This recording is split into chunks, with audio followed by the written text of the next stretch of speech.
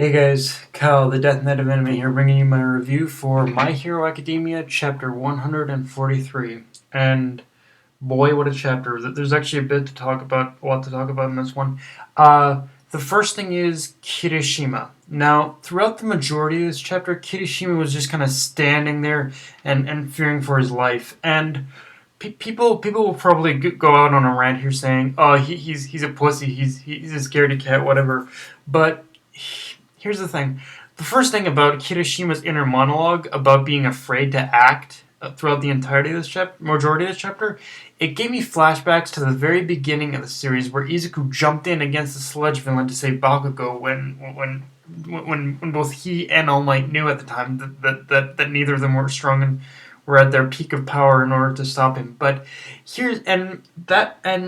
comparing those two, those two, and just having the feeling of nostalgia of knowing how similar these whole two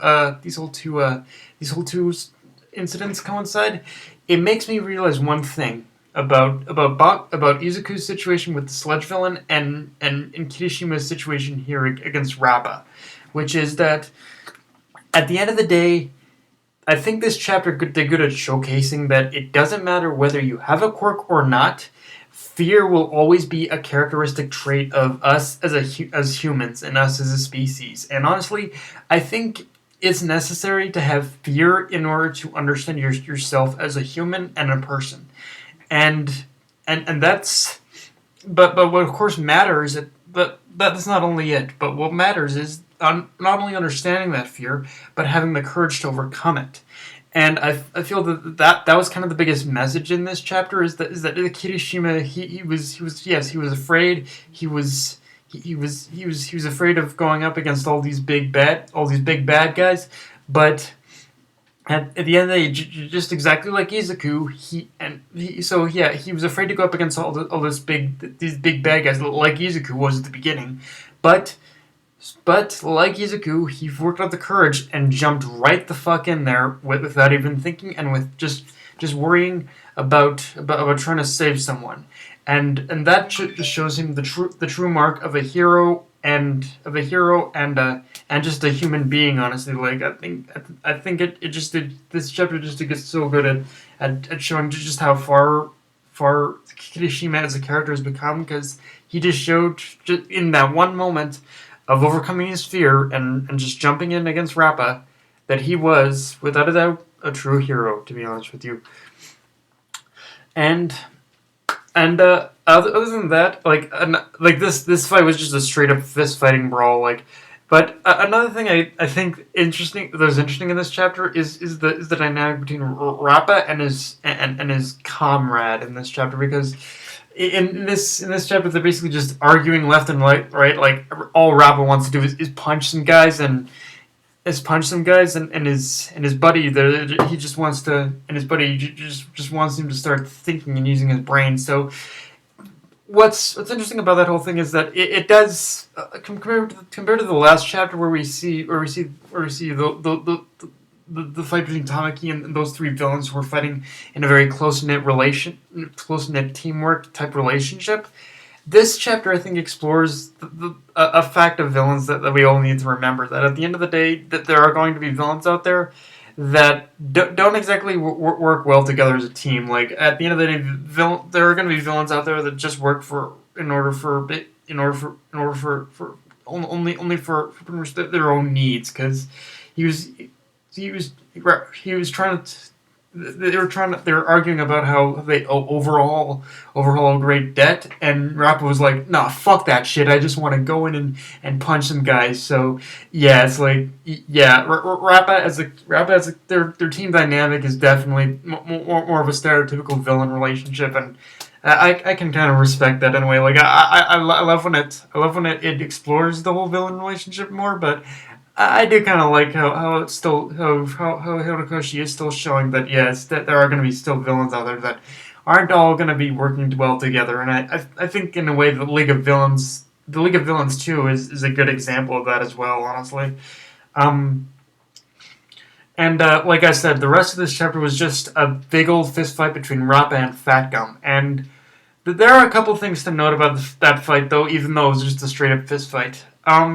First off, the way Fatgum explained how his quirk works and how after at the start his power does work like a shield, keep absorbing punches left and right, and how the more punches that get in the thinner he gets, but the more power he stocks up apparently, and honestly, in a way, that pretty much if I was to compare honestly Fatgum's power, if I was to compare it to any sort of weapon or anything like that, I think it closely resembles like an artillery round, a missile, or a bomb, or like any one of these weapons that can only be fired once.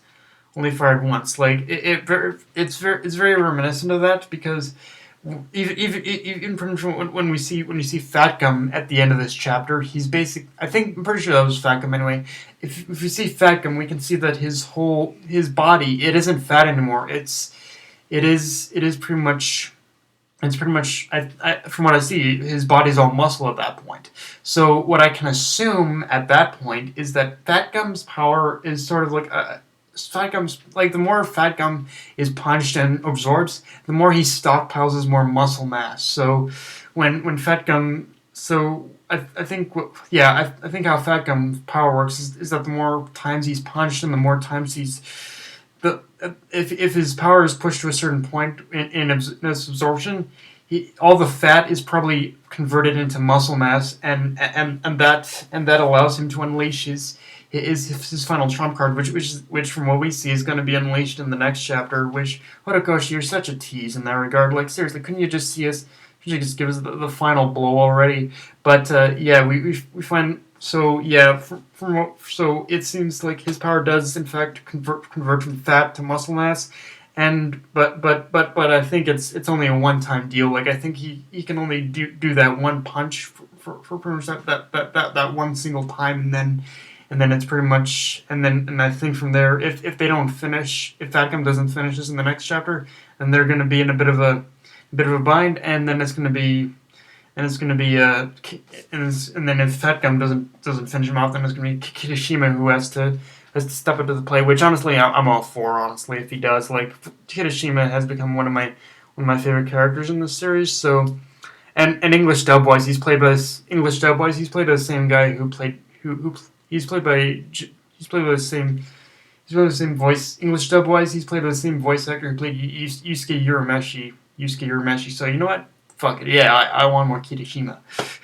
But, yeah. Also, Rappa himself. I don't got too much more to say on Rappa, but honestly, I get a lot of Saiyan Saitama vibes from Rappa, and, like it's I don't know if it's funny, but like in a way, I don't know if it's like a Saitama and a female Saiyan's love child.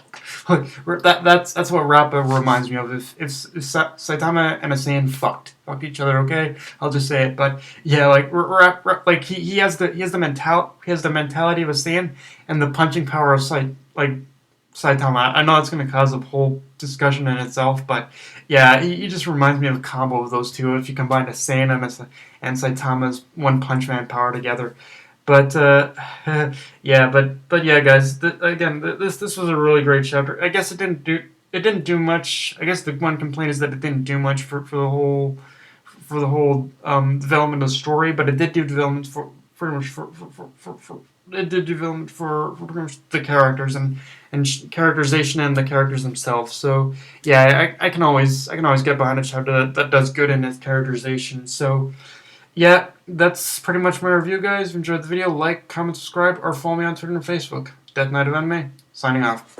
Later, guys.